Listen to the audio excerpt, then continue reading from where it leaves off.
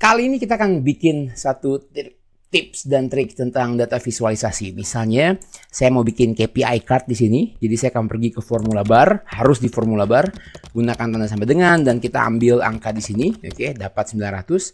Mungkin kita akan sedikit buat lebih besar. Oke, kemudian alignmentnya ada di sebelah atas seperti ini. Oke, kita kasih bold dan mungkin bikin lebih besar lagi gitu ya, supaya lebih pop. Oke, cuma the problem is terlihat kering, terlihat boring. Yang saya mau meletakkan di bagian bawah ada berapa growth-nya, apakah dia naik atau turun. Jadi di sini ceritanya saya punya angka actual 900, budgetnya 1200. Jadi dengan menggunakan fungsi yang simple ini atau formula ini kita bisa dapetin growth. Tapi yang sekarang saya mau lakukan, saya akan menggunakan satu fungsi yang bisa kasih simbol naik dan turun. Jadi saya akan bilang if kalau angka di sini lebih besar dari 0, saya akan menggunakan satu fungsi yang namanya adalah unichar atau unique character, dan saya akan menggunakan angka ini. Ingetin 11165.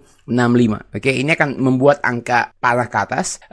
Kalau enggak, kalau dia ternyata di atas atau di bawah 0, saya mau menggunakan satu fungsi namanya unichar 11167.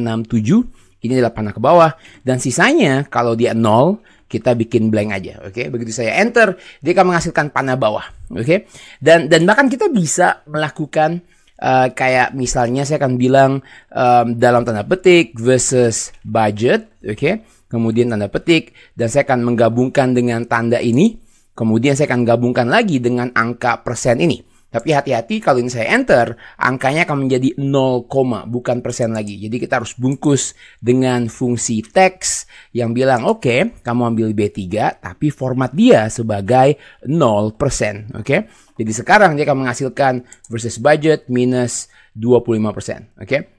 Dan yang lebih menarik lagi adalah kita bisa masukin sekarang conditional formatting. Saya akan masuk ke conditional formatting, pilih new rules, dan saya akan bilang oke, pergi bikin formula baru. Dan yang terjadi adalah kita akan ngeformat sel ini jika kalau dia di bawah 0, saya akan bikin warnanya menjadi warna merah. Jadi saya akan pergi ke sini dan saya akan ganti warnanya menjadi merah. Kemudian saya klik OK, dan kita bikin lagi. Oke, kita bikin lagi kalau dia di atas 0.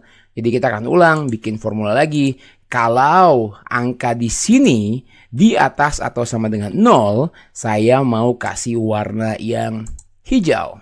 Oke, seperti ini. Klik OK.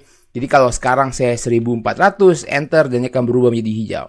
Yang asiknya sekarang adalah saya akan copy, kemudian pergi ke home, kemudian pilih paste spatial, dan kita mau paste sebagai link picture, dan kita bisa letakkan ini di bagian bawah di sini. Mungkin font size-nya akan kita buat jauh lebih kecil.